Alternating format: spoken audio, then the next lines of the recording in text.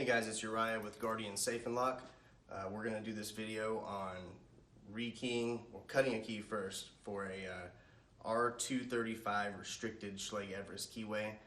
It has our own exclusive number on it, an E number on it, and this key blank is right here. It's a Schlage Everest R235 restricted key blank. Notice it has the cutout and it has our personal number on that key.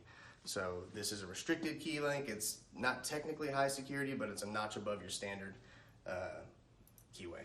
So we're going to cut an original key, which you have to use these on the HPC machine, and you have to use this little shim here. Kind of falls into place so that the machine can grab it to cut it. So it has this little cutting shim.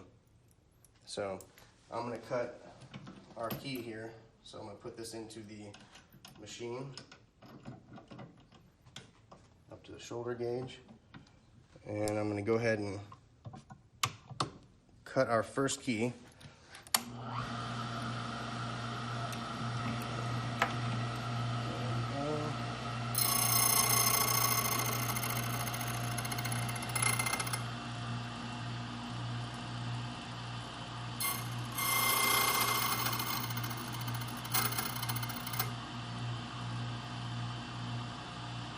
This is a 7-pin key also, and the key is just like your standard A2 system does.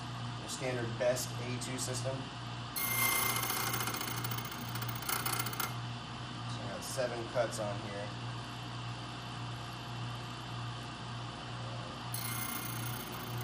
Almost done. The one cut is very shallow.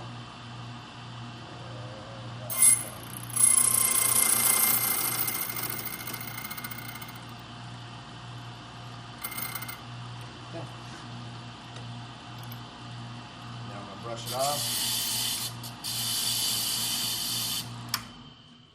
Okay, so now that I've got the key, this is for a regular customer. I'm not going to show you the cuts, but we're going to, when you're doing a interchangeable core, small format interchangeable core, this is what it looks like.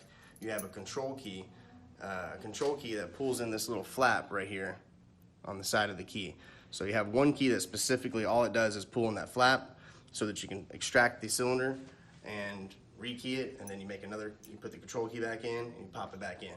So we're going to walk you through how to rekey these. Okay, so before we rekey the cylinder, I'm going to explain to you how a interchangeable core cylinder is keyed. It's keyed up different than your traditional key and knob cylinder. So I have a little cheat sheet that all our techs hold on their badge. I'm not going to show you that because it's a little private, but basically what you do in this system is you have 7 chambers, and you have to key up each chamber separately, and there's stacks of pins. There's 4 pins, and then a driver, and then your spring that pushes down your driver. So you take the lowest cut in each chamber. Between the 3 keys that you're going to use, you have your control key, your master key, and then whatever key needs to work that lock. So you take the lowest cut of, between the master and the change key for each chamber that you're rekeying. You make this your bottom pin. Okay, so the lowest cut of the master and the change key is your bottom pin. And then you take the difference between the 2 cuts, and then you make this your master pin. And then you add a 10 to each control key, each control cut, and then subtract the sum of the master and bottom pin from that number. And then this will give you the control pin. So then you add the sum of the bottom, master, and control pin in that chamber and subtract it from 23, and that gives you the driver pin. So I know it's a lot of information to process. If you're familiar with the trade, then you probably understand that. It just keys up like a standard best A2 system would, which is your standard small format interchangeable core. So now that you know the gist of how that formula kind of works, we're going to walk you through how to rekey it. Let me just show you how these kits look like, because there's your standard, this is your standard rekey kit, right? And then over here, this is a interchangeable core kit from Lab. And basically you have top pins, bottom pins, caps for each chamber, because you have to cap them off, and then your springs. So let me show you how we do this here. So the tools that you're going to need, you have this. I'm not actually sure what the name of this is. Housing, I guess. You can put the chamber, the cylinder in here. You cap off each chamber, if you need to knock all the pins out, you can knock them out, and it kind of lays them out for you, and you can see where you were wrong with your pinning if you needed to go back and look at it. So this is a pretty handy tool that we've used many, many times. So let me sit down and show you how to rekey this. Okay, so I don't want to show you the math on this because this is for a customer, so I'll just kind of do it and show you how it's done. So I'm going to put in my first bottom pin, and this is in the first chamber that I'm doing.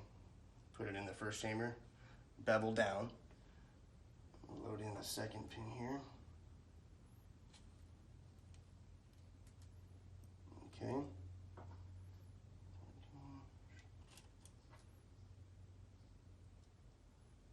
And then a 6 right there. Okay, so after I load all the pins in that chamber, you have these little tools here too. So this you use to push down the pins in the chamber, and then this one you use to cap off each chamber. Okay, so I've got everything I need in there now. So now I just need to put in my spring.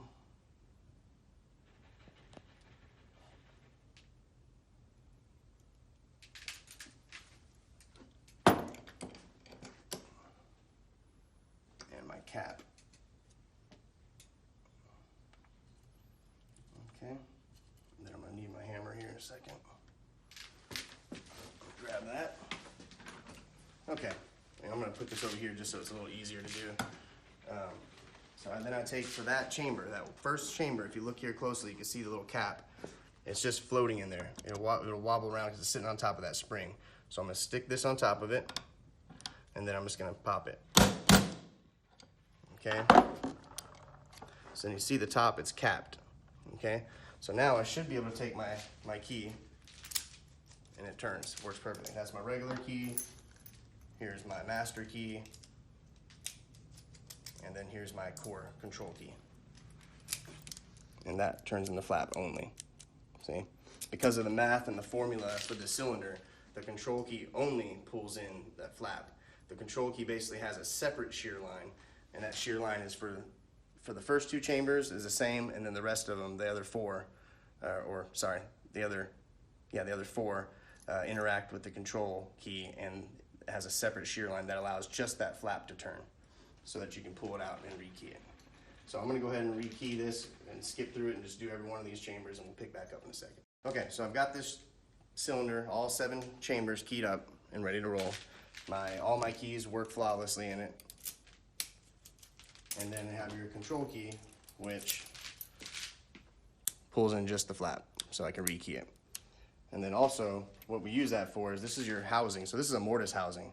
So this would go into there. You pop this over like that, and make sure those posts are lined up in there to go in the back of those holes. See? Basically just slide that in, and then there's your cylinder. And then I take the key, the regular key, and it'll work just like normal and turn the tailpiece. But if I ever needed to rekey it, I would stick my control key in, and then pull up the core, and then I could rekey it. And then whenever I wanted to clear the chamber, say I wanted to rekey this, completely rekey it. So then that's when this tool would come in handy. You see the bottom here, what I would do is I'd take this tool here, I'd set it in like this, and then basically through the hole on each of them, I'd be popping them out. So I'd set it in there, pop that out, all 7 of those out. And then it would fill this up with like something like this, where you see all the pins laying out. And they'd be all in there together with the spring on top, and all the pins would all be in order in there, what we had them. And that way you can go back and check your stuff and say, oh, that's where I messed up, or what's the problem with it. That'll help you identify that. So you have this that comes with an an interchangeable core kit, has this housing, and has these 2 tools here. And then usually you have a kit like this to rekey it. And that's pretty much all you need to do this.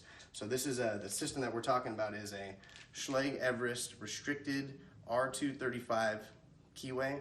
It's patented to 2029. It's 7-pin, and it's a pretty good secure keyway. One of our regular customers use it, and on a lot of locations. And this makes it very easy to pop cores in and out and rekey them. So I gave you the formula at the beginning how to key it. If you have any other videos or suggestions for content, let me know, and we'll create those videos. If you wouldn't mind subscribing us to YouTube, or LinkedIn, Facebook, Twitter, Instagram. We're on all of them. We appreciate the support.